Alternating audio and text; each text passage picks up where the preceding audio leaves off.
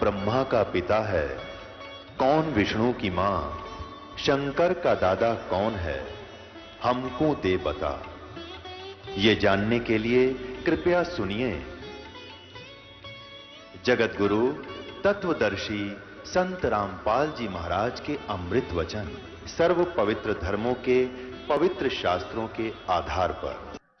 कह कबीर सुनो भाई साधो, ये सब उल्टा व्यवहार।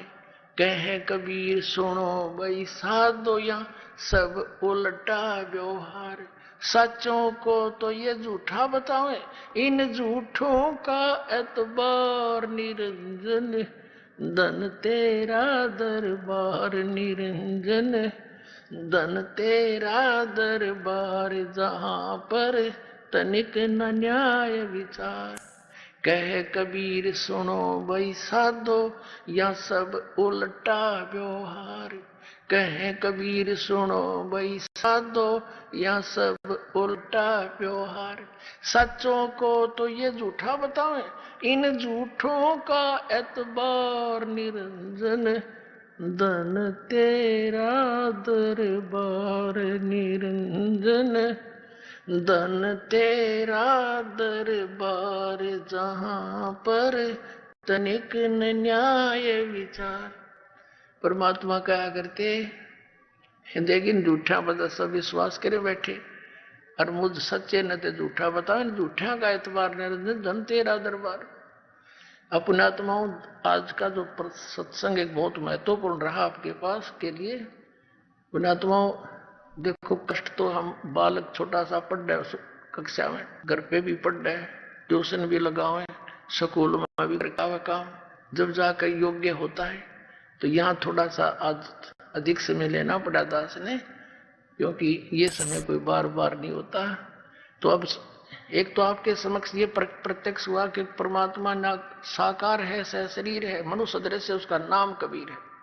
दूसरा ये कंसेप्ट क्लियर हो गया कि 3 मंत्र के जाप का से जीव का मोक्ष होगा, और जो पहले जो मंत्र है फर्स्ट एड जो आपकी, वो आपको यहां तक क्लियर करेगी, और उसके आगे फिर वो त्रिकुटी पर हम इस ब्रह्म के ओम नाम के जाप की कमाई दे देंगे।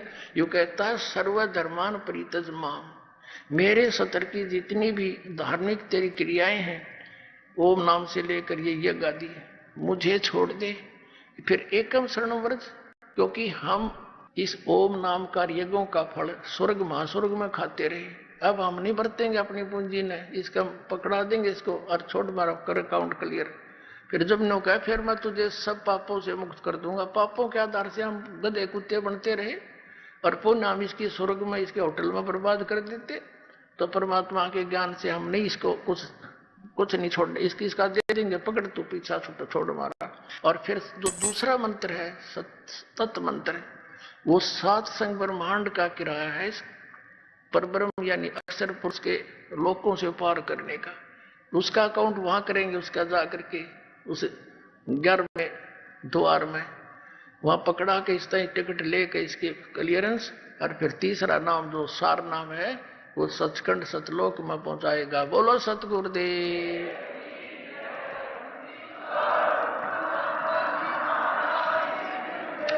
परम पिता परमात्मा पूर्ण ब्रह्म सर्व सृष्टि रचनहार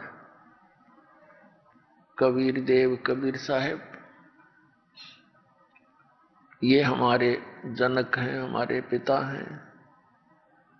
ये अनंत करोड़ ब्रह्मांडों के रचयिता हैं, सभी प्राणियों के ये जनक हैं, उत्पत्ति करता है।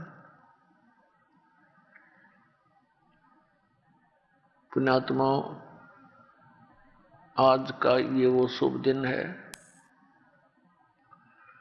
जिस दिन परमात्मा स्वयं इस कलयुग के अंदर सतलोक से चलकर आए और हमें अपने निज घर का ज्ञान कराया। उस परमेश्वर ने आके 600 वर्ष पूर्व हमें याद दिलाया था कि चल हंसा सतलोक हमारे, और छोड़ो यो संसारा हो। इस संसार का काल है राजा, इसने माया जाल पसारा हो। तुम यहाँ के रहने वाले नहीं हो, आप सतलोक में रहा करते थे।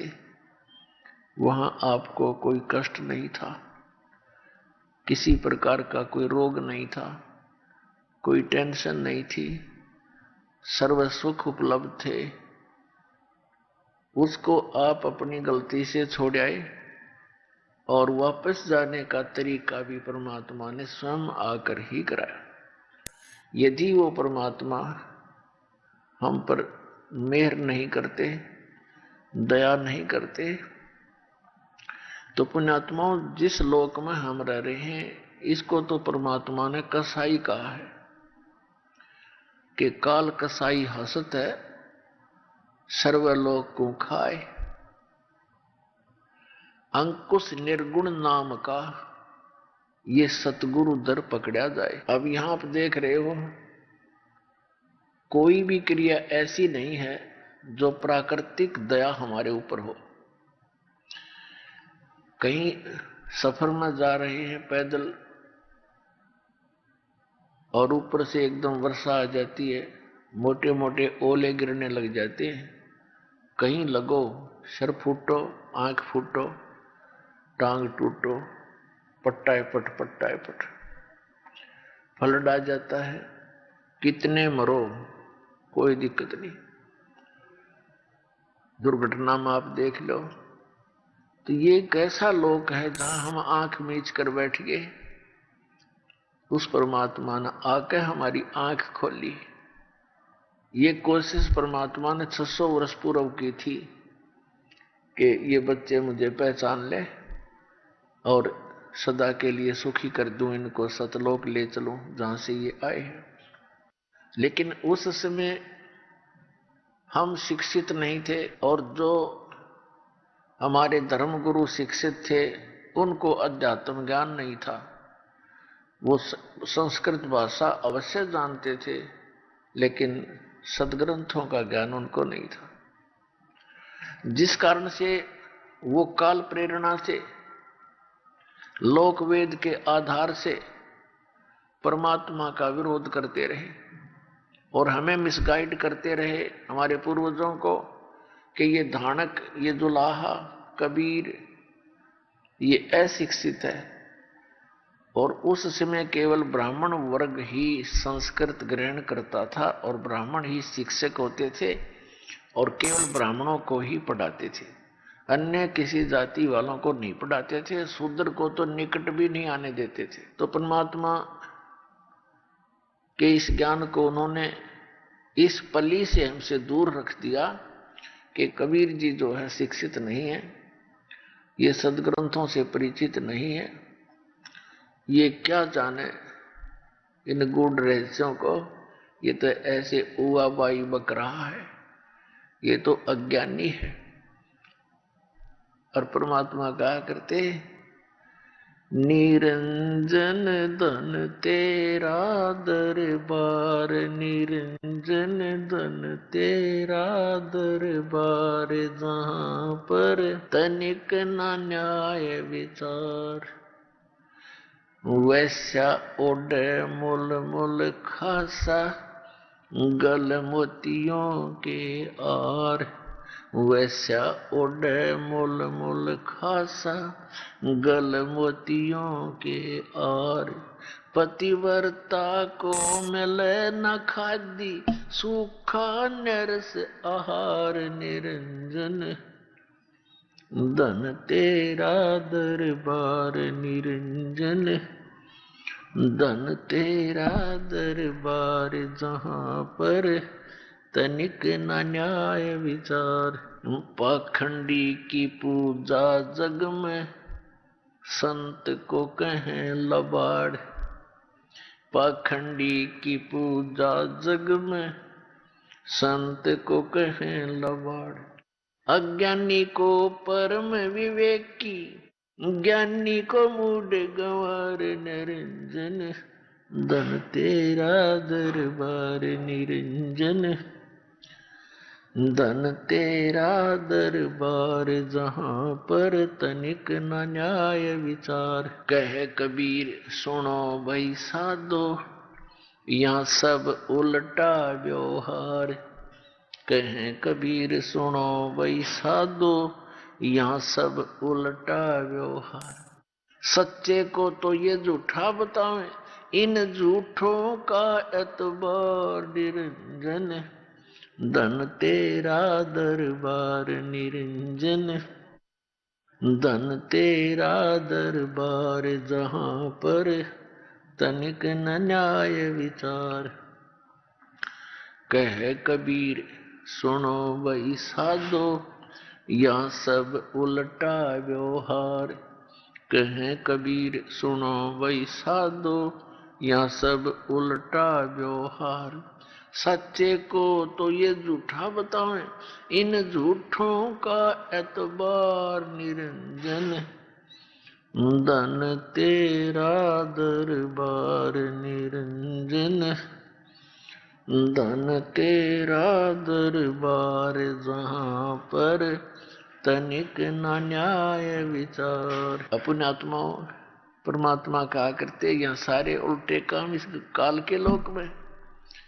एक नेक नीति से रहने वाली बेटी पतिव्रता को तो सूखा टूक भी नहीं प्राप्त होता, और एक नकम्मे काम करने वाली लड़की यहाँ की सब सुविधाएं प्राप्त कर रही है। इसी से तुलना करते हुए परमात्मा ने कहा कि इन पाखंडियों की पूजा जग में और संत को कहें लबाड़। मुझे तो ये कहते हैं मूर्ख है, लबाड़ है, ये मुंह आया वो ये बोल देता है। और अज्ञानियों को परम विवेकी मंडलेश्वर आचार्य महर्षि इन्हें कख नहीं पता जाता मार्ग का। और परमात्मा वही ज्ञान जो आज हमारे सदग्रंथों में प्रमाण है 600 वर्ष पहले बताया करते थे। तो पुण्यात्माओं आज का वो शुभ दिन है जिस दिन परमात्मा ने हमारे ऊपर मेहर की, क्योंकि अपनों के लिए अपने ही दुखी हुआ करते हैं। पुण्यात्माओं जब आप इस तत्व ज्ञान से परिचित हो जाओगे आपकी आंखों से आंसू नहीं सूखा करेंगे। उस परम पिता के उन प्रयत्नों को देखकर जो हमारे लिए कितना कष्ट उठाया और किस प्रकार वो अच्छे बुरे को आए हमारे लिए। अब जैसे जब परमात्मा आए इस कलयुग के अंदर ये तत्व ज्ञान बताया करते थे, ये ज्ञानी लोग कहा करते ये तो लफंडर है, ये निकम्मा आदमी है, इसकी बात ना सुनियो। कोई पत्थर मारा करता, बहुत बुरा हाल किया था मालिक का। तो पुण्यात्माओं वो परमात्मा कहता है कि मैं रोवत हूं सृष्टि को और सृष्टि रोवे मोहे। और कह कबीर हमारे वियोग को अब समझ नहीं सकता कोई। मेरी आत्माओं को तो इतना ज्ञानी बनवा दिया नकली संतों से उल्टा पाठ पढ़ा के। भगवान निराकार है, ब्रह्मा ये विष्णु शिव जी ये समर्थ शक्ति है, और इन देवताओं की पूजा करो, मंदिर बना लो, मूर्ति पूजो, व्रत रखो। ये सारे उल्टे पाठ पढ़ा दिए, सदग्रंथों के विपरीत ज्ञान दे दिया और परमात्मा सच्चाई बताया करते उसके दुश्मन बना दिए। तो आज वो शुभ दिन है पुण्यात्माओं जिस दिन परमात्मा सतलोक जहां वो रहते हैं सचखंड में साकार रूप में वहां से चलकर आए। कल रात्रि के सत्संग में आप जी ने एक बहुत महत्वपूर्ण जानकारी प्राप्त हुई। नंबर 1 तो ये कि परमात्मा साकार है, नर आकार है, और वो सतलोक में ऊपर अंतिम स्थान पर सुन शिखर में वहां वो विराजमान है। कहां से आपको प्रमाण मिले? पवित्र बाइबल, पवित्र कुरान शरीफ, पवित्र चारों वेद और पवित्र गुरु नानक देव जी की जीवनी से सब में यही पाया कि परमात्मा सतलोक में रहता है, साकार है, तख्त पर विराजमान है, वो सशरीर है, उसका नाम कबीर है। और वही परमात्मा सतलोक से चलकर आकर 120 वर्ष बनारस में भारतवर्ष के पवित्र काशी शहर में वो एक जुलाहे का कार्य करते रहे और अपना तत्व ज्ञान भी प्रचार करते रहे। तो उसमें आदरणीय नानक साहिब जी को परमात्मा मिले, सचखंड लेकर गए, फिर वापस छोड़ा। फिर उनको बताया कि मैं काशी में रहता हूँ, वहां आना सतनाम दूंगा। जब उन्होंने काशी में जाकर देखा एक जुलाहे के रूप में, तब कहा था फाई सूरत मुल्क की वेश, ए ठगवाड़ा ठगी देश, खरा सियाणा बहुता भारी उदाहरण रूप रहा करता। तो पुण्यात्मा जिन महापुरुषों को वो परमात्मा मिले, आदरणीय गरीबदास साहिब जी गांव छुडानी जिला दद्दर हरियाणा वाले को, उन्होंने कहा परमात्मा ने ऐसे ही सतलोक लेकर गए, फिर वापस छोड़ा गरीबदास जी की आत्मा को। उन्होंने आंखों देखा परमात्मा की महिमा, अब कलम तोड़ वर्णित की।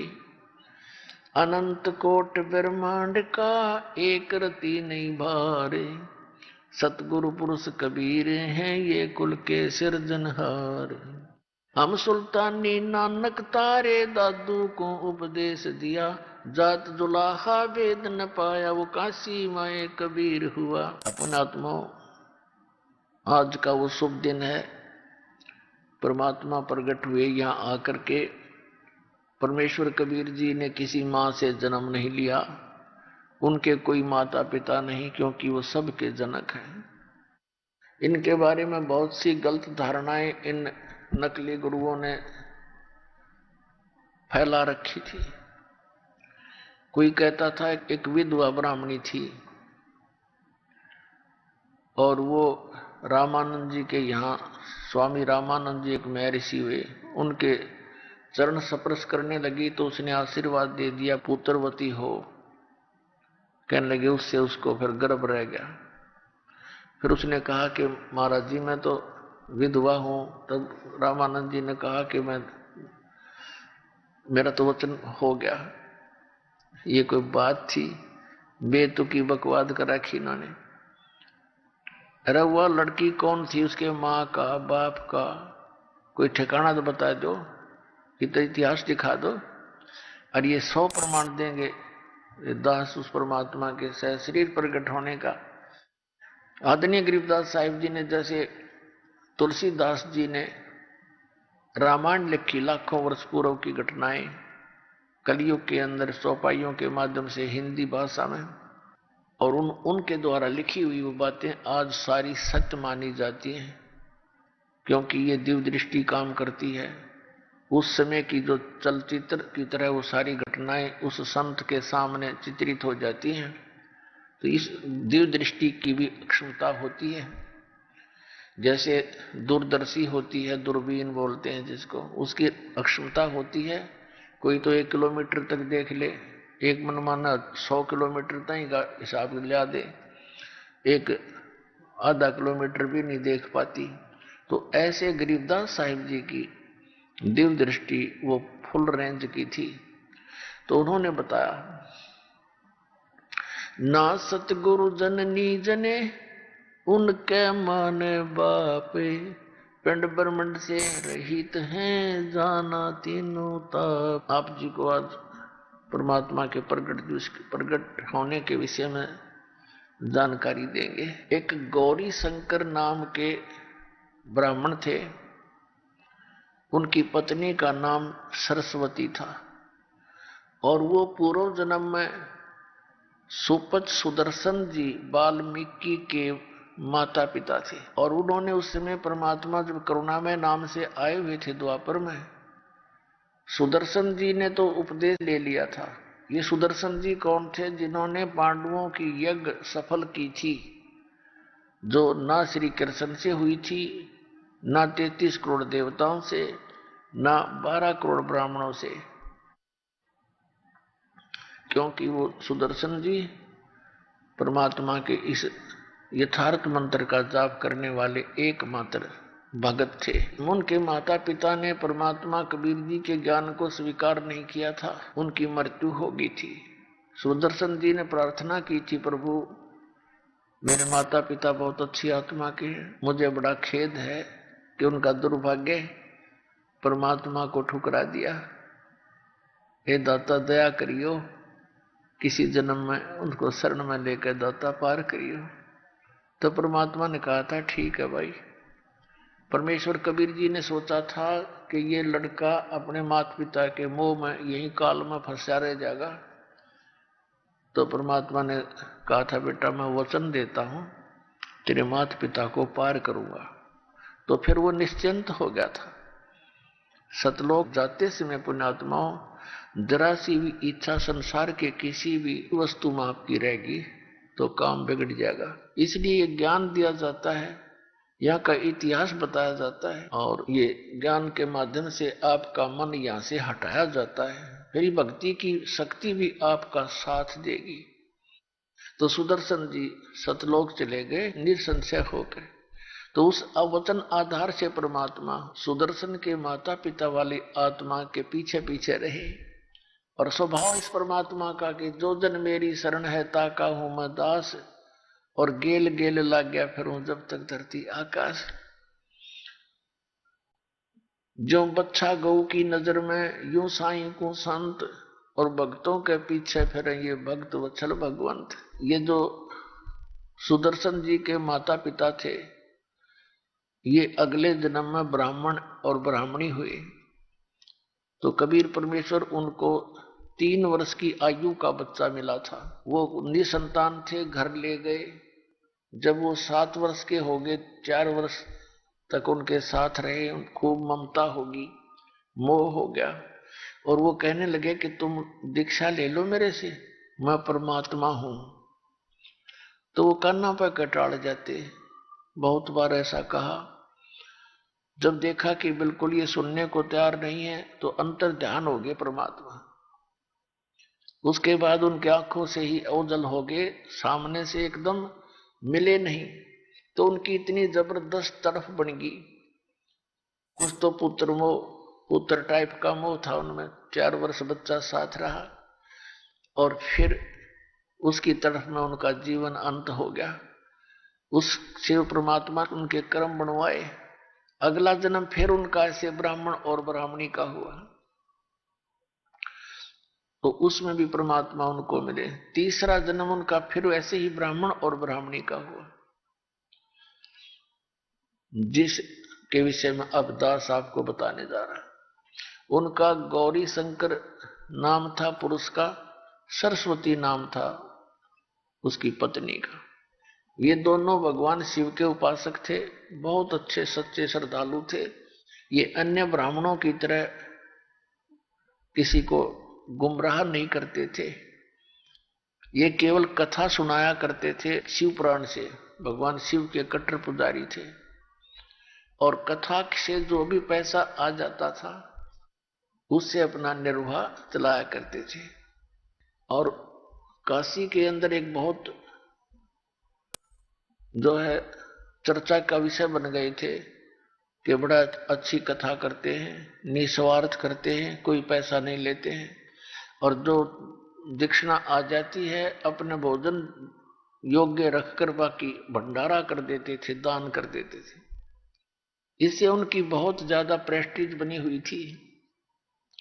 मुसलमानों ने देखा कि ये गौरी शंकर हिंदू धर्म का सबसे ज्यादा प्रचार कर रहा है, और उन्होंने ये भी मालूम था कि अन्य ब्राह्मण जो थे, जो गुरु पद पर थे, जो दुनिया को ठगते थे, ठगने का मिल मिसगाइड करके गुरु बने हुए थे। कोई श्राद्ध निकाल रहा था, कोई कर्म कांड करवाया था, कोई पिंड भरवाया करता। तो वो गौरी शंकर से ईर्षा रखते थे। इस बात से मुसलमान परिचित थे। तो मुसलमानों ने जबरदस्ती उस गौरी शंकर और सरस्वती के घर पर अपना जूठा पानी छिड़क दिया, पूरे कपड़ों पर सारे कहनों आवाज लगा लगा के, और उनके मुंह में जबरदस्ती डाल दिया।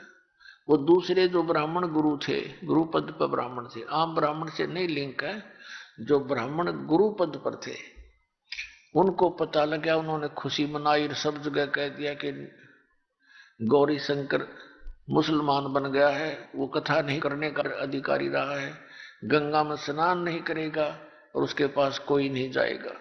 बैन लगा दिया। उनका नाम रख दिया, गौरी शंकर का नाम रख दिया नूर अली मुसलमानों ने, और सरस्वती का नाम रख दिया नियामत। उनको नीरू और नीमा कहने लगे शॉर्टकट में। अब उनके सामने निर्वाह की समस्या आ गई। पहले तो दक्षिणा आती थी, टाइम पास हो रहा था, तो उन्होंने सिंपल सा बगैर कोई खर्चे का ऐसा धंधा ढूंढना चाहा। तो उन्होंने देखा कपड़ा बुनने लग जाते। किसी ने सलाह दे दी, भाई 4 डंडे गाड़ लो और बन गई कारखाना। तो उन्होंने अपना वो खड्डी बना ली और कपड़ा बुनने लग गए। तो दुल्हा कहा, ये जाति कोई जन्म जात नहीं थी, ये जैसा जिसने कर्म किया उसी को उसी नाम से पुकारने लगे। तो वो जुल्हाए कहलाए। लेकिन भले ही वो मुसलमान बन गए थे, नमाज नमूज भी करते थे, लेकिन भगवान शंकर की श्रद्धा उनके हृदय से गई नहीं थी। तो फिर क्या हुआ कि ये ज्येष्ठ सुदी पूर्णमासी जो आज शुभ दिन है, इस ज्येष्ठ सुदी पूर्णमासी को ब्रह्म मुहूर्त में, यानी सुबह सुबह 1.5 घंटा सूर्य उदय होने से पूर्व के समय को ब्रह्म मुहूर्त कहते हैं। सतलोक से चलकर परमात्मा आए। आकाश से एक प्रकाश का पुंज, प्रकाश का गोला सा आया। इसके प्रत्यक्ष दृष्टा थे ऋषि अष्टानंद जी। एक लहर तारा नामक तालाब है, और वो जब फुल स्विम पर गंगा दरिया चलती है सावन और भादों के महीने में, वो पानी घाटों के ऊपर से उछलकर लहरों के द्वारा एक बहुत बड़े सरोवर का रूप धारण कर लेता है। उसको लहर तारा नामक तालाब कहने लगे।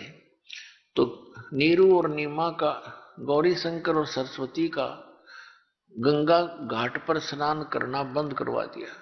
तो इसलिए वो उस लहर तारा तालाब में प्रतिदिन स्नान करने जाते थे। बहुत सुंदर जल रहता था। गंगा का जल तो वैसे ही खराब नहीं होता, और बहुत बड़ा एक सरोवर का रूप था। उसी लहर तारा तालाब में एक रामानंद ऋषि का शिष्य अष्टानंद ऋषि जी, प्रतिदिन वो भी स्नान करने जाता था और एकांत स्थान पाकर प्राकृतिक सौंदर्य और शांति का सुबह सुबह वहां आनंद लेता था। कुछ देर साधना करता था। तो वो स्नान करके साधना करने की तैयारी कर रहा था। उसने क्या देखा कि आकाश से एक प्रकाश का गोला आया। इतना तेज प्रकाश था कि अष्टानंद की आंखें उसको सहन नहीं कर सकी। जैसे पुण्यात्माओं हम सूर्य की तरफ देखते हैं, सूर्य के प्रकाश को हमारी चरम दृष्टि सहन नहीं कर पाती, आंखें एकदम बंद हो जाती हैं। एकदम बंद होती हैं तो सूर्य का जो प्रकाश नहीं दिखाई देता, एक प्रतिबिंब प्रकाश रहित दिखाई देता है, उसका आकार दिखाई देता है। ठीक इसी प्रकार जब अष्टानंद ऋषि ने उस प्रकाश की ओर देखा, उसकी आंखें बंद हो गई। आंखें जब बंद हुई तो क्या देखा कि एक नवजात शिशु का रूप दिखाई दिया, प्रकाश रहित, क्योंकि वो प्रकाश तो परमात्मा का था ही। तो फिर उसने थोड़ी देर के बाद आंखें खोली तो क्या देखा कि वो प्रकाश लहर तारा तालाब में एक कोने में सिमट गया। अंधेरा था, सूर्योदय होने से 1.5 घंटा पहले अंधेरा होता है। तो उसने सोचा कि ये क्या था भैया, अपने जीवन में प्रथम बार ऐसी घटना देखी है। अपने गुरु स्वामी रामानंद जी से जाकर इसका कारण पूछूंगा। वो तो उठकर चला गया और जाकर अपने गुरुदेव स्वामी रामानंद जी से पूछा कि गुरुदेव, आज मेरे साथ ऐसी घटना घटी, ये कोई मेरी भक्ति की उपलब्धि है या कोई मेरा भ्रम है? तब जैसा भी ज्ञान था उस ऋषि स्वामी रामानंद जी ने अपने शिष्य का शंका का समाधान करते हुए ऐसे बोला कि बेटा, जब ऊपर के लोकों से अवतार गण आते हैं, उनके ऐसे ही लक्षण होते हैं। तारा सा टूटता है और वो किसी माँ के गर्भ में आवेंगे और कुछ दिनों में यहाँ काशी में लीला करेंगे। ऊपर के लोकों से कोई अवतार आया है। अब उन्होंने तो इन्हीं भगवानों का ज्ञान था जो माँ से जन्म लेते हैं। इस परमात्मा की तो न सपने में भी जानकारी नहीं थी। जो मां से जन्म ना लेकर के स्वयं ही आते हैं। उधर से नीरू नीमा प्रतिदिन की तरह वहां स्नान करने जाया करते थे। उस दिन भी चले तो नीमा को पहले दिन कोई रिलेटिव आ गया और उसके साथ उसकी औरतें, तो वहां चर्चा चली रात दिन में शाम को। और जैसे काल इंजेक्शन लगवाता है एक दूसरे से, जैसे किसी का संतान नहीं है तो रिश्तेदार कोई आवेंगे तो उसने दूना रुआया करें, नो क्या करें, ओ हो ये भगवान, एक जातक होता तो नारी रौनक हो जाती घर की, इब तो अकेले से बैठे रहते हो तुम। अब वो दो चार बातें ऐसी गजब की क्या करें, सारी रात नींद नहीं आ उस बहन ने। आदमी तो सब्र कर लेता है लेकिन बहन बहुत दूर तक सोचती है। पहले दिन ऐसे उसके इंजेक्शन लग गए किसके, नीमा के। और नीमा और नीरू सुबह सुबह स्नान करने प्रतिदिन जाते थे। वो जाने लगे तो रास्ते में उसके वो बात याद थी, रोने लगी बुरी तरह और कहने लगी कि हे भगवान शिव, एम, क्योंकि वो बेशक मुसलमान बन गए थे, भगवान शिव को नहीं भूले थे। और कहने लगी हे भगवान शंकर जी, आपकी दासी के लिए क्या आपके घर में बालकों की कमी आ गई? हे दाता, आप तो समर्थ हैं, मुझे भी एक खिलौना दे देते, मेरा संसार में साझा हो जाता। अब लोग पता नहीं क्या क्या बात बनाते हैं, हमें बुढ़ापे का सहारा मिल जाता। यूं कह के वह बुरी तरह रोए थी। उसके पति ने कहा नीरू ने कि नीमा, यदि हमारे भाग्य में होता पुत्र या पुत्री संतान तो परमात्मा हमें दे ही देते हैं, हमारे भाग्य में नहीं है। 60 साल की उम्र होगी और ये अपना सब्र कर, देखो कोई बुढ़ापे में उंगली पकड़ने वाला है नहीं। और तू आंखें फोड़ लेगी, आंखें तेरी खराब हो जाएंगी रो रो के, मत रोया कर। बहुत सांत्वना देता हुआ अपना लहर तारा तालाब की तरफ जा रहे हैं। लहर तारा तालाब के ऊपर पहुंच गए। पहले नीमा ने स्नान किया, नीरू बाहर बैठ गया। नीमा स्नान करके बाहर आ गई। नीरू स्नान करने के लिए सरोवर में प्रवेश कर गया।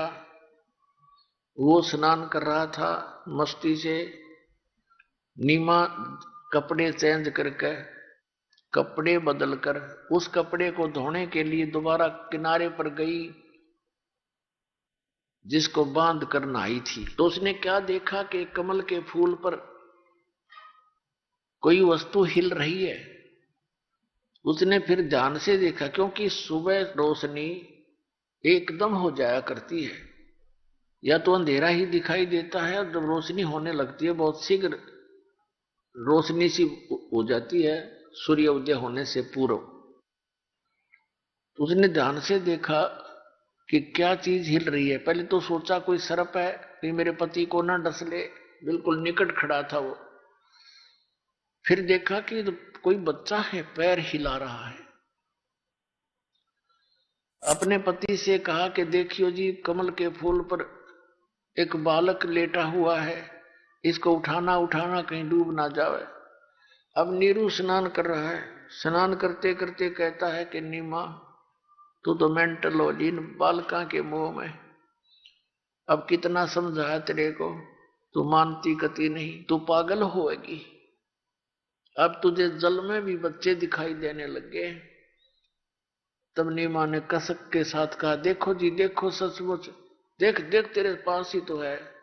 तो उसने देखा कि इसकी आवाज में कुछ कसक है, कुछ सच्चाई महसूस हो रही है। तो जिधर वो संकेत कर रही थी उधर देखा ध्यान से, सचमुच बालक है।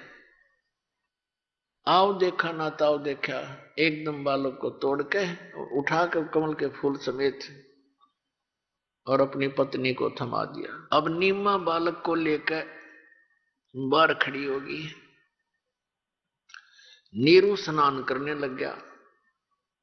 तब तक नीमा को उस परमात्मा के सानिध्य से जो सुख हुआ उसका कोई ठिकाना नहीं। पुण्यात्माओं, जिस परमात्मा का नाम लेते हैं उसकी चर्चा चलने से आंखों में आंसू आ जाते हैं और रोम रोम करनाने लगता है, खड़ा हो जाता है। और जिसके लिए हम तड़प रहे हैं, खोज रहे हैं, वो परमात्मा हमारे लिए कितना दुखी हो रहा है और उस पुण्यात्मा की गोदी में लेटा हुआ है, तो उस परमात्मा के वहां उपस्थित होने से, उसके सीने से लगे होने से उसको कितना सुख हुआ होगा, इसका किसी शब्दों में वर्णन नहीं किया जा सकता। अब वो क्या करती है, शुक्र मनाती है अपने शंकर भगवान का। हे परमात्मा, आज याद कराया था हृदय से आपको भगवान शिव जी, राजा आपने मेरी गोद भर दी, आज मेरा सुना घर हरा भरा कर दिया। अपने आत्माओं परमात्मा कहा करते हैं, जैसे आदरणीय गरीबदास साहिब जी ने लिखा है कि जगत का पेखना पेख्या, हर धनी का नाम ना लिखा। इन शंकर भगवान और कहते 9 नंबर बना करते बेमतलब के। अब खेल मालिक सारा कर उन बच्चों अपनी प्यारी आत्माओं को शरण में लेने के लिए, पार करने के लिए जंगल में आकर लेट गया कमल के फूल पर जल में, और वो शुक्र मना रही है शंकर भगवान का। तो ये आज तक हम ऐसे धोखे में रहे, परमात्मा ने आकर ये ज्ञान दिया। अब आदरणीय गरीबदास साहिब जी ने इस समय की एक कैसी प्यारी वाणी बोली है, ये आपको थोड़ी सुनाता हूं। क्योंकि परमात्मा ने आदरणीय गरीबदास साहिब जी को दिव्य दृष्टि दी थी और सचखंड सतलोक दिखाकर आदरणीय नानक साहिब जी की तरह ऊपर लेकर गए थे। और 8-10 घंटों के बाद उनकी आत्मा को वापस छोड़ा था गरीबदास जी की, और उनको चिता पर रख दिया था मृत जान के। गरीबदास बालक थे 10 वर्ष के, और चिता के ऊपर ही वो चेतन हो गए थे, अपने आप बंधन टूट गए, उठकर चल पड़े थे। उस दिन से ये वाणी बोलने लग गए थे जो आंखों देखी थी भगवान की। और फिर परमात्मा ने उनकी दिव्य दृष्टि खोल दी थी। तो क्या बताया, 84 बंधन कटे किन्नी कल्प कबीर, भवन चतुर्दश लोक सब टूटे जम जंजीर, अंत कोट ब्रह्मांड में बंदी छोड़ कहाए, सो तो एक कबीर है जननी जने नवाए। शब्द स्वरूप साहेब धनी, शब्द से अंध सब माही, बाहर भीतर रम रहा जहां तहां सब ठाई। जल थल पृथ्वी गगन में बाहर भीतर एक, पूर्ण ब्रह्म कबीरे हैं अवगत पुरुष अलेख। सेवक हो के उतरे इस पृथ्वी के माही, जीव उदाहरण जगत गुरु बार बार बल जाई। आदरणीय गरीबदास साहिब जी कह रहे हैं कि सेवक होकर उतरे, सतलोक से चलकर आए एक दास बनकर, सेवक बनकर, सेवक बनकर उतरे। यहाँ कबीर दास को आए कहा करते थे अपने आप को। और पुण्यात्माओं, ये हमारे लिए संकेत और उदाहरण था भगवान का कि यदि तुमने परमात्मा चाहिए, ये संसार की किसी बकवादों की इच्छा मन में ना रखो। टाइम पास करने के लिए जैसी व्यवस्था मालिक करे उसी में संतुष्ट रहे। केवल संसारिक ही डिमांड नहीं रखे, केवल मोक्ष की चाह रखे फाइनल। फिर यहाँ के सुख तो भगवान आप पर दे देगा अपने। परमात्मा कहते हैं, कल्पे कारण कौन है कर सेवा नी काम, और मन इच्छा फल दूंगा जो पड़े मेरे ते काम। अपने आत्माओं कितना धनी व्यक्ति है और कितना ही वो चाहे प्रधानमंत्री है और उसका पुत्र कहीं जा रहा है और दुर्घटना में ग्रस्त हो जाता है, मर जाता है, तो वहां उसका रोल कोई नहीं था, वहां भगवान का रोल बचावे। और उससे हम दूर हो गए तो ये चाहे कितने हम उच्च अधिकारी हों या कितना धनी हो, तो हमें भगवान का यदि सहारा है तो ऐसे समय पर परमात्मा का काम है, वहां धनी का काम है। तो ऐसे भी आपके ऊपर अगर सतभक्ति कर रहे हो, सच्चे दिल से किसी प्रकार की कोई आपत्ति आवेगी, तो परमात्मा ने फ्रिक्शन ऑफ सेकंड में कहते पहुंचूंगा क्षण एक में, क्षण एक में। जन अपने के हेत हरणाकुश उदर उदारिया रावण मारा खेत, सेवक हो के उतरे इस पृथ्वी के माही, जीव उदाहरण जगत गुरु बार बार बलि जाही। गरीबदास जी कहते हैं सेवक होकर आए वो इस पृथ्वी के माही, और जीव उदाहरण जीवों का कल्याण करने के लिए जगत गुरु यानी सर्व ज्ञान संपन्न एक संत की भूमिका की। गरीबदास जी कहते हैं बार बार बलिहारी में उसके ऐसा दयालु वो खुद आता हमारे को संभालने के लिए। काशीपुरी कष्ट किया ये उतरे अदर आधार, मोमन को मुजरा हुआ जंगल में दीदार,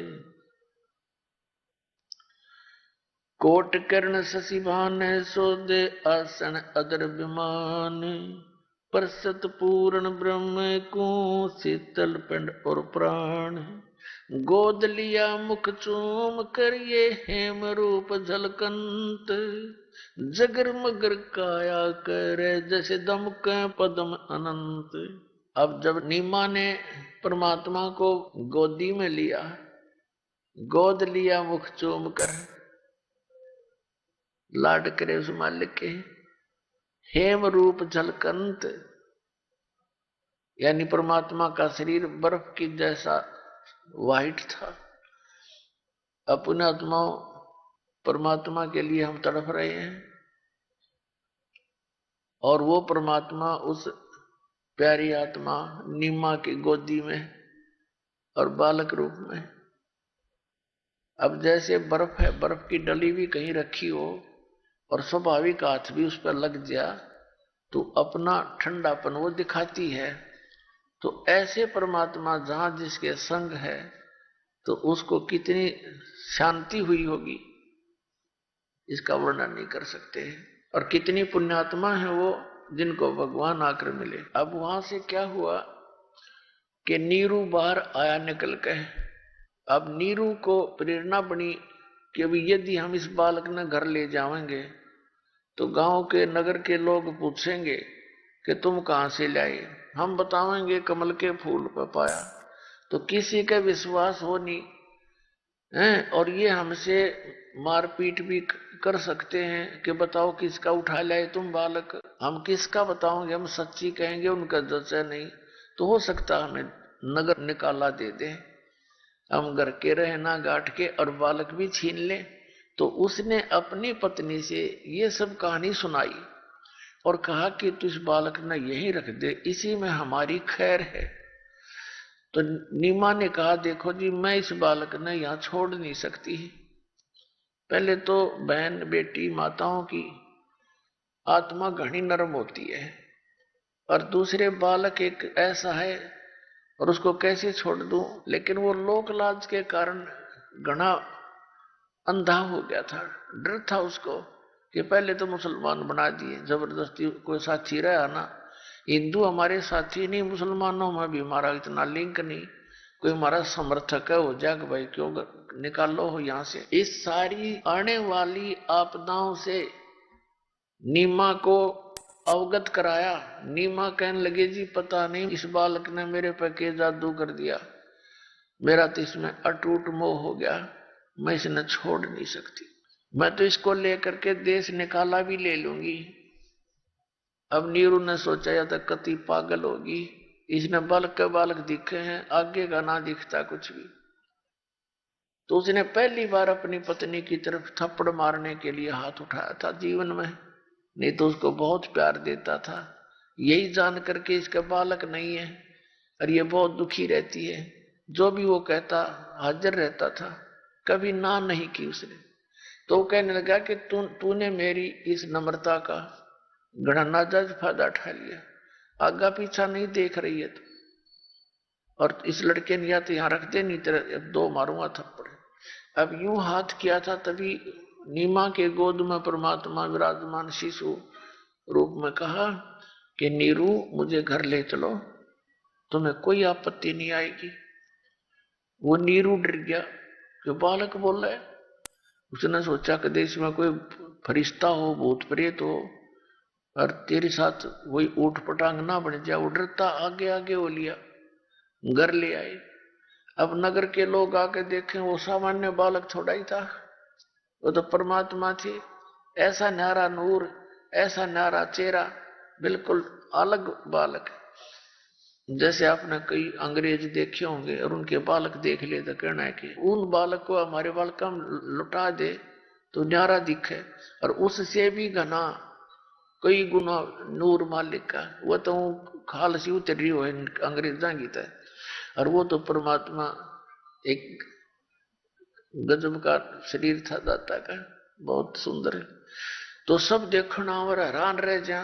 पूरे नगर में बात फैल गई, औरतें गीत गाती आवे टोड़ी की टोल बना के। कोई कह उनका तो भगवान उतर रहा है, कोई नो कह इंद्र है, कोई कह कुबेर, कोई कह ब्रह्मा विष्णु महेश में से कोई एक दिखा है। इस तरह की वटकड़ें लगा रहे थे। कहते हैं दिल्ली का राजा भी देखने के लिए आया उस बालक को। अपने आत्माओं, फिर क्या हुआ, 25 दिन के हो गए परमात्मा शिशु रूप में लीला करते हुए। कुछ खावे पीवे नहीं, और शरीर ऐसे फल फूल रहा है जैसे किलो दूध डेली पीता हो बालक। उधर से नीमा और नीरू दोनों चिंतित। आइए अब हम उन श्रद्धालुओं के अनुभव जानते हैं जो जगत गुरु तत्वदर्शी संत रामपाल जी महाराज जी से दीक्षा प्राप्त कर चुके हैं तथा उनके द्वारा बताए गए भक्ति मार्ग पर चल रहे हैं। नमस्कार सर। नमस्कार जी। सर आपका क्या नाम है? अनिल कुमार जी। अनिल जी, आप कहाँ से आए हैं? मेरा गांव डाकल है जी, तहसील नरवाना, जिला जींद, हरियाणा से हूँ जी मैं। सर क्या काम करते हैं आप? अभी मेरा प्रॉपर्टी का काम है जी। सर संत रामपाल जी महाराज जी से आपने नाम दीक्षा कब ली? मैंने नवंबर 1994 में ली, नाम दीक्षा ली। उस टाइम मेरी एज केवल 19 साल थी जी। सर संत रामपाल जी महाराज जी से नाम दीक्षा लेने से पहले आप क्या भक्ति साधना करते थे? उम्र छोटी होने के कारण जी मैं वही जो गांव में होती है, खेड़े पे दोग लगाया। एक हमारे गांव के अंदर एक मंदिर बना हुआ गोसाई का, वहाँ दोग पूजा थी। बाकी कुछ हनुमान के व्रत एक आधी बार कर लेते थे। तो सर आपने बताया कि बहुत ज्यादा आप हनुमान जी की पूजा करते थे, व्रत करते थे। ये इतनी भक्ति साधना करने से आपको क्या लाभ प्राप्त हुए? वो मेरा बचपना था जी, उस टाइम तक मेरे को कुछ लाभ नहीं प्राप्त हुआ। उसके बारे में मैंने उस टाइम लगा, भक्ति के बारे में कोई इतनी ज्यादा नॉलेज भी नहीं थी। फिर सर आप संत रामपाल जी महाराज जी के शरण में कैसे आए? गांव बरसोड़ा से जयपाल खटकड़ है जी, वो मेरा दोस्त है। उसने गुरुजियों के नाम दीक्षा ली हुई थी। उनके घर पर अखंड पाठ चल रहा था। उन्होंने मेरे को इनवाइट किया। मैंने गुरुजिया का सत्संग सुना, सत्संग से मैं प्रभावित हुआ। फिर अगले दिन फिर मैंने सत्संग सुना और मैं उससे फिर प्रभावित हुआ। उसके बाद मैंने ठान ली कि मैंने गुरुजिया से नाम दीक्षा लेनी है। उसके 10 दिन बाद फिर एक बरसोड़ा में सत्संग था, जिसमें मैंने गुरुजिया से नाम दीक्षा प्राप्त की। सर आपने बताया कि आपने संत रामपाल जी महाराज जी का सत्संग सुना, सत्संग से आप प्रभावित हुए। तो सर ऐसी कौन सी बात थी जो आपके ऊपर प्रभाव छोड़ गई? ऐसे कोई भी ऐसी चीज नहीं मिली कि जिसको चारों के चारों जो धर्म है वो मानते हो। मैंने जब गुरुजी का सत्संग सुना और कबीर साहब के बारे में सुना कि एक ऐसे देवता कबीर साहब हैं जिसको हिंदू, मुस्लिम, सिख, ईसाई सभी मानते हैं, जिनका वेदों में, पुराणों में, कुरान में, बाइबल में सभी में इनका वर्णन था। तो ये सत्संग सुनने के बाद मेरे को लगा कि सही जगह ये है, जिंदगी में इससे ऊपर कुछ नहीं मिल सकता। तो मैं इन चीज़ों से प्रभावित होके और फिर मैंने सत्संग में सुना कि देवी देव ये भूत प्रेत वगैरह वगैरह भी ये नज़दीक नहीं लगते, क्योंकि बचपन में बच्चों को डराया जाता है कि भूत ऐसे होता है, प्रेत ऐसे होता है। और एक मेरी माँ के ऊपरी प्राय का दर्द होता था, मैंने वो भी देखा था कि मेरी माँ, अगर मैं नाम लेता हूँ और मेरी माँ को लेके आता हूँ तो इसका भी इलाज हो जाए। इसलिए मैंने गुरुजियों की शरण में आया। तो सर आपने बताया कि आपकी माताजी को भूत प्रेत की बाधा थी, तो संत रामपाल जी से नाम दीक्षा लेने के बाद आपकी क्या माताजी की भूत प्रेत बाधा ठीक हुई और आपको क्या लाभ मिले? हाँ जी, मैंने नाम लेने के कम से कम 1 महीना बाद मैंने मेरी माताजी के सामने इस बात का जिक्र किया, लेकिन वो नहीं मानी। उसका रीज़न ये था कि उसने पहले राधा स्वामी से नाम लिया हुआ था कि वहाँ डेरा ब्यास में जाती थी और कम से कम 15-15 दिन तक वहाँ सेवा कराती थी। उसके बाद उसने सरसा से नाम लिया, वहाँ भी उसको कोई आराम नहीं हुआ। काफ़ी सैनों के पास गई, वहाँ भी कोई आराम नहीं हुआ। मेरी उम्र कम होने के कारण मेरी बातों पे उसने इग्नोर करना शुरू किया। लेकिन मैंने 1-2 बार उनको कहा, माँ एक बार मेरे गुरुजियों के पास चलो, आप देखना। तो मेरे कहने से मेरे साथ चली। वहाँ करसोड़ा भगत कृष्ण के वहाँ पाठ चल रहा था।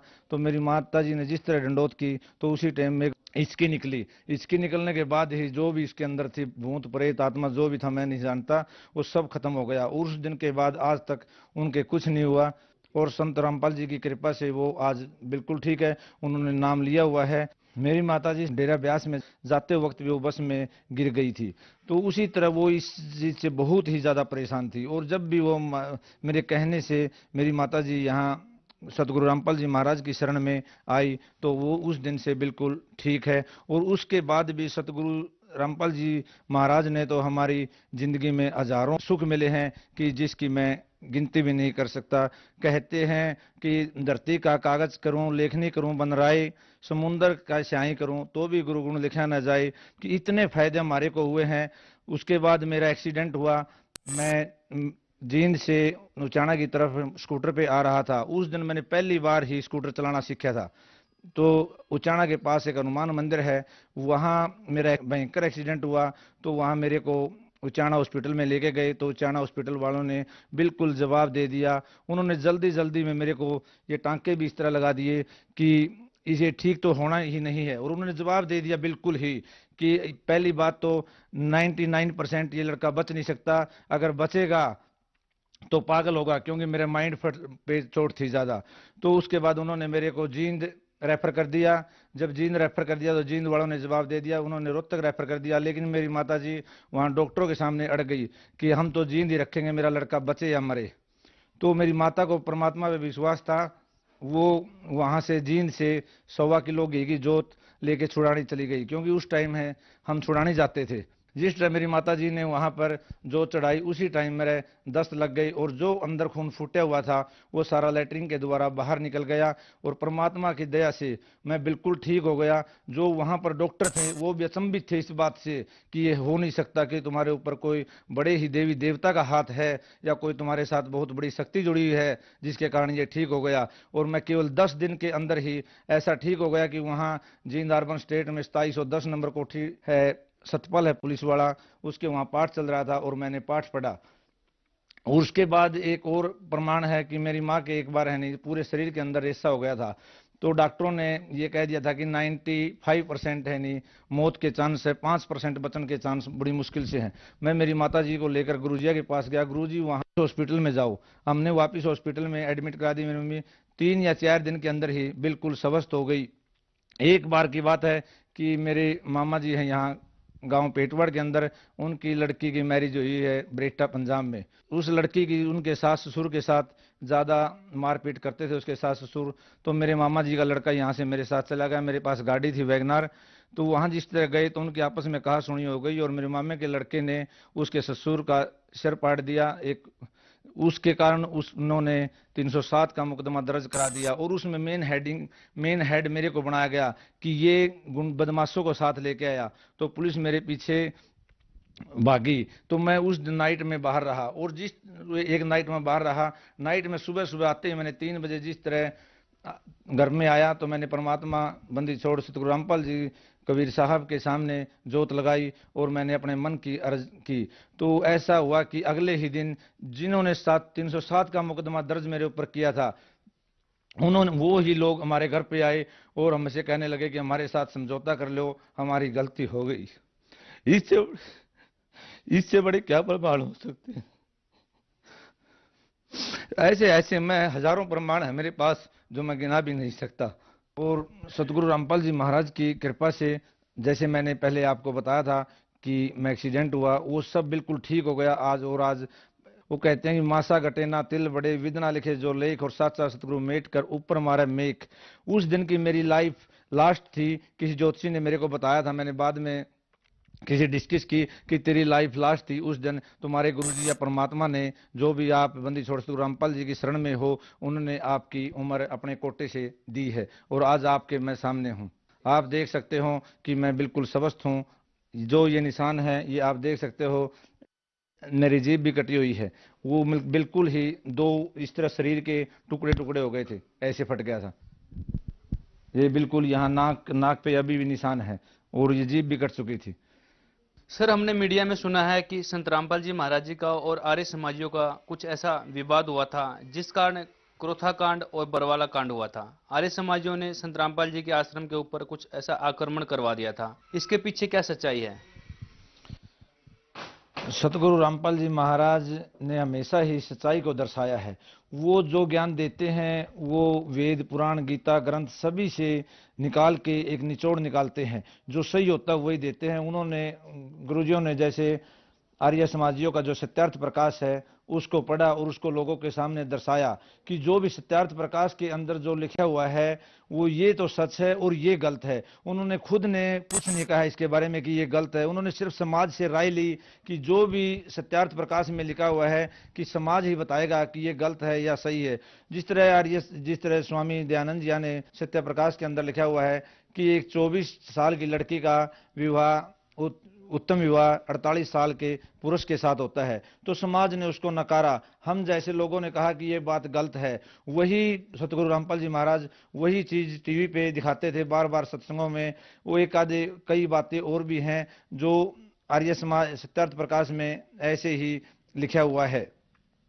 तो उन चीजों से खपा होके उन्होंने कहा कि सतगुरु रामपाल जी महाराज हमारे ऊपर दोष लगाते हैं, जबकि दोष नहीं, वो तो सच्चाई बताते थे। वो अपने मुंह से कुछ नहीं कहते थे, वो तो सत्यार्थ प्रकाश को सामने रख के और उनको दिखाते थे टीवी पे। इससे खपा होके आर्य समाज ने हमारे साथ बहसबाजी लगाई और वहां क्रोथा कांड हुआ। हमने पुलिस के पास फोन किया, बाहर से फोर्स आई, फोर्स की ने उनका सामना किया। उसके बाद भी सरकार हम पे मुकदमा दर्ज कर रही है। इस मुकदमा दर्ज करने का मेन रीजन ये है कि उस टाइम भूपेंद्र सिंह हुड्डा हमारे मुख्यमंत्री होते थे और वो आर्य समाजी थी। आर्य समाजी होने के कारण उन्होंने आर्य समाज का पक्ष रखा और हमारे ऊपर 302 का मुकदमा दर्ज किया, जबकि हम निर्दोष हैं। मेरी सरकार से प्रार्थना है कि हमारे गुरुजी निर्दोष हैं, उनको रिहा किया जाए। सर, जो श्रद्धालु आपको देख रहे हैं, आप उन्हें क्या संदेश देना चाहेंगे? जो श्रद्धालु या आम जनता या भगत जन मेरे को देख रहे हैं, मैं उनको संदेश तो नहीं दे सकता, उनसे एक प्रार्थना कर सकता हूं कि जो हमारा शरीर है ये अनमोल है, इसकी कोई कीमत नहीं होती। मनुष्य जन्म बार बार नहीं मिलता, 84 लाख जुड़ने के बाद एक बार मिलता है। ये अगर इस जन्म को हमने ऐसे ही बर्बाद कर दिया तो हमारा मनुष्य जन्म का कोई फायदा नहीं। अपना पेट तो जानवर भी भरते हैं। हमारा उद्देश्य इस जीवन को पार उतारना है जिसके लिए हमने जन्म लिया है, और इसके लिए हमें किसी संत की शरण में जाना पड़ेगा और हमने ये देखना है कि कौन संत सही है जो हमें पार उतार सके यहाँ से, और जो हमारे जिंदगी में जो विवादाएं आती हैं उनको भी टाल सके। तो उसके लिए हमारे पास एक ही संत, हमारी नज़रों में मैंने भी कई बार कई जगह देखा, एक ही संत हैं, वो हैं सतगुरु रामपाल जी महाराज। क्योंकि सतगुरु रामपाल जी महाराज जो भी हमारे वेद पुराण ग्रंथ गीता बाइबल कुरान सभी के अनुकूल साधना बताते हैं, और जो दूसरे हैं वो इन साधनों के विरुद्ध साधना बताते हैं। आप सबसे प्रार्थना है कि जल्दी से जल्दी आप सतगुरु रामपाल जी महाराज की शरण में आओ और अपने जीवन को सफल बनाओ। सर, संत रामपाल जी महाराज जी से नाम दीक्षा कैसे ले सकते हैं? सतगुरु रामपाल जी महाराज से नाम दीक्षा लेने के लिए आप सभी के घर में टीवी है। आप टीवी तो देखते ही हैं, जैसे साधना चैनल है, ईश्वर चैनल है, और भी अन्य चैनल हैं जिन पे सतगुरु रामपाल जी महाराज का सत्संग आता है। पहले आप सत्संग सुनो, उसके नीचे नंबर आते हैं, उन नंबरों पे कॉल करो। आपको जो भी सतगुरु रामपाल जी महाराज के नाम दान स्थल है उनके एड्रेस मिल जाएंगे। आप वहां पर जाके नाम दीक्षा प्राप्त कर सकते हैं। धन्यवाद सर। Thank you.